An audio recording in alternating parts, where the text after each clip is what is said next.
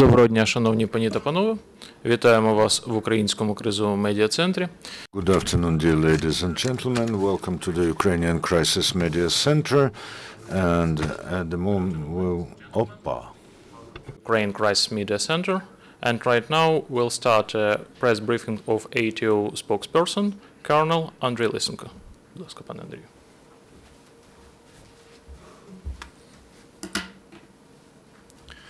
Доброго дня. Good afternoon, dear colleagues. Over the last 24 hours, the situation in the zone of the anti-terrorist operation was characterized with a continuation of shelling and attacks by the groupings of Russian terrorist forces against the positions of the forces of the anti-terrorist operation.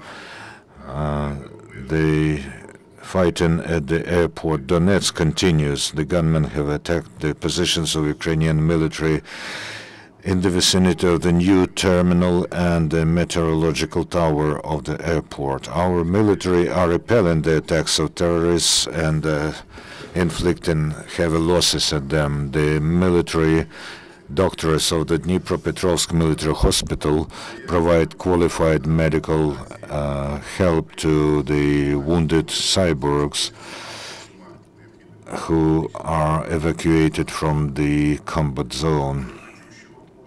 Against the background of the brutal violation of the Minsk agreements on the side of the gunmen, the Russians are reinforcing and strengthening the military contingent along the Ukrainian-Russian border. According to intelligence in the vicinity of Rostov-on-Don, the heavy Russian military equipment is being located. In particular, this is multiple rocket launcher Buratino and other multiple rocket launchers, and also like Smerch and Uragan, and also tanks and armored personnel carriers. This equipment is periodically relocated to the territory of Ukraine and used for shelling the positions of the armed forces of Ukraine.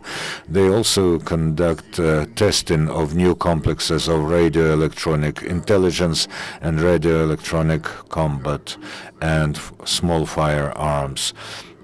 This means that Russia cynically uses Donbass as a testing ground to test new armaments, not taking into account the possibility of losses and casualties among peaceful residents. During the night, because of the shellings by the gunmen of the positions of the forces of anti-terrorist operation and settlements, the passage of transport and individuals through control points Georgiev and Kurakhove was suspended. Also, we inform you that as of midnight on the 18th of January, the corridor Luhansk-Shastya-Novy-Dar will be closed. At the same time, a new road corridor Stakhanov-Pervomaisk-Zolotegirsk-Lysychansk will be opened, and there a road checkpoint Lysychansk crossing point will be functioning there. Over the last 24 hours, 3 Ukrainian military were killed and 18 were wounded as a result of shellings by the terrorists. 42 populated centers and 6 districts of Donetsk region remain without electricity, and also partially cities of Donetsk, Orlivka, and Avdiivka. At the same time, the repair brigades have renewed the work of 9 electric grids and 9 substations. The gunmen continue to break law and on the occupied territory. In the village of Oktyabr, Novozovsk district of Donetsk region, members of the bandit formation DNR have ordered local residents to leave the territory of the village within 24 hours. Yesterday, in the city of Kurakhove, in Donetsk region, the Security Service of Ukraine have detained 2 gunmen, subversive agents of the bandit formation DNR, with the characteristic nicknames Koba and Serber. Previously, both terrorists were undergoing special training at the base of the bandit formation of plot. According to intelligence, the terrorist group in December acted near Mariinka and Kurakhova. They looted and intimidated local residents. Among the numerous crimes perpetrated by Serber is the killing of 2 peaceful residents. During detaining them, the security forces have confiscated a pistol, 2 grenades, and a map of Donetsk region with the signs of results, with the marks for results of their criminal activity. Also, the Security Service of Ukraine have detained an abettor of the terrorists who was transferring to the gunmen the coordinates of the location of units of armed forces of Ukraine, and using this information over November and December, the terrorists have more than once shelled from artillery the positions of anti-terrorist operation forces next to Novoselivka village, as a result of which 6 Ukrainian military died and 15 were wounded. During his detention, the security forces have confiscated self-made topographic maps with the signs of location of road checkpoints, personnel, and heavy machinery of the armored machinery of the armed forces of Ukraine. The counterintelligence of the Security Service of Ukraine detained a citizen of Ukraine who tried to smuggle through the road checkpoint in Artemivsk district of Donetsk region 7 hand grenades and 2 kilos of trinitrotoluol. He confessed that he planned to take this to Dnipropetrovsk region and sell there. Also, the Ukrainian counterintelligence units have broken the criminal plans of terrorists to attack the Ukrainian road checkpoint and seize several armored vehicles of the National Guard of Ukraine. The gunmen calculated on the help of their informer who knew the location. The subversive agent was detected and detained. The law enforcers of Volnovakha district of Donetsk region have detained 2 men who are suspected of committing a series of crimes. In particular, they killed 3 pensioners while hunting for their money, and then they were setting the dwellings of their victims on fire. Also, there's testimony of the involvement of one of the suspects in terrorist activity. During the search of their residence, the law enforcers have found a hand grenade and 30 rounds of ammunition. Yesterday, defenders of Mariupol have conducted trainings on fire, on using firearms, and also throwing hand grenades. During the trainings, the special attention is paid to tactical training. The rotation is ongoing of the participants of the anti-terrorist operation. The servicemen of the state traffic inspection of Chernivtsi and Cherkasy region have come back to their permanent location. They took part in the anti-terrorist operation in Luhansk and in Luhansk region, and next in the vicinity of Mariupol.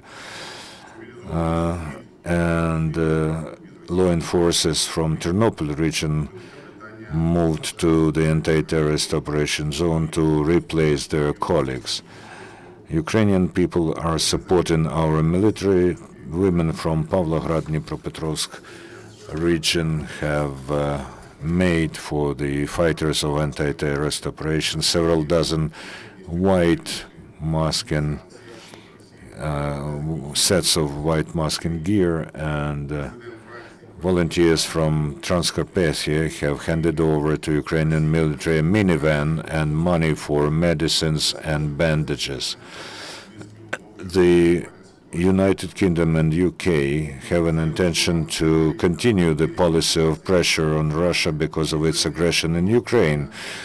This was said by the Prime Minister of UK, David Cameron, and President of the USA, Barack Obama, during the joint press conference. The President of France, François Hollande, said that the meeting of leaders of Ukraine, Russia, Germany, and France in Astana can happen only if a series of conditions about the settlement of situation in Donbass are regulated. And any questions? Could you please comment on the statement by Mustafa Dzhemilev on bringing to Crimea the carriers for nuclear arms, and also the statement of the Russian MP Ponomaryov about preparing of an offensive against Odessa by the Russian forces. The matter is that even a conventional artillery projectile may be a carrier of nuclear arms. So taking into account that in the Crimea over 15,000 Russian soldiers are stationed, and also Russian aircraft and other machinery and technology, we can say that they have every opportunity and possibility to use nuclear arms. As far as the possible offensive against Odessa is concerned, our military are holding the line of defense reliably. For you to understand, at the moment there are several lines of defense. They are being strengthened all the time. This is not only the front line, but several other lines. And our command are paying attention to this and following the actions of the Russian troops, including those that are located beyond the borders of Ukraine, and we prepare to possible defense against the blows from abroad, meaning from the territory of the Russian Federation. And additional mobilization is also for this. And the question is about more details about the night at Donetsk airport.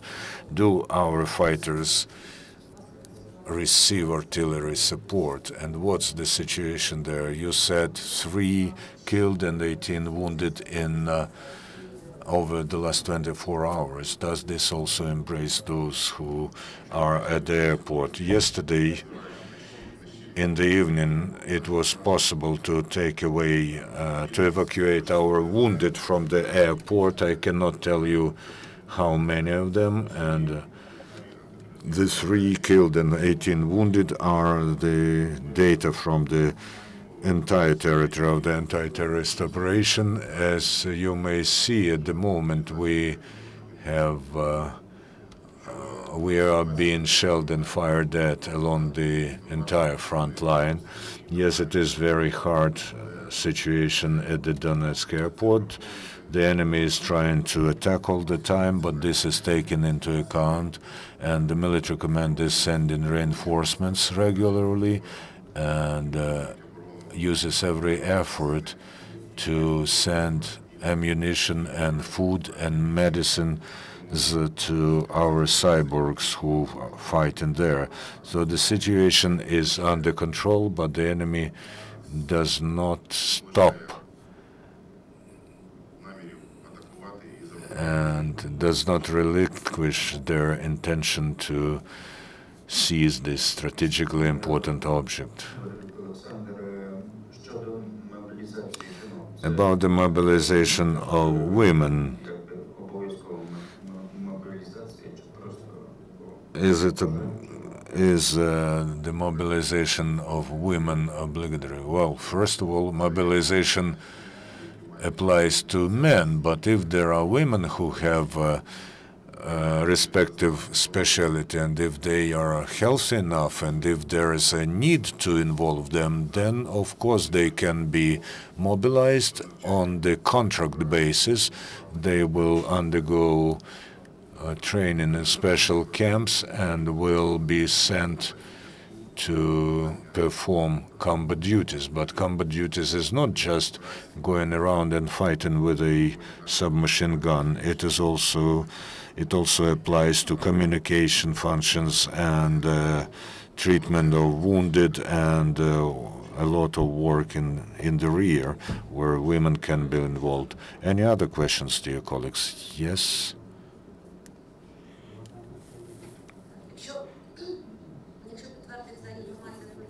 If the information from Mr. Moskal about the explosion of a can with honey is confirmed, about the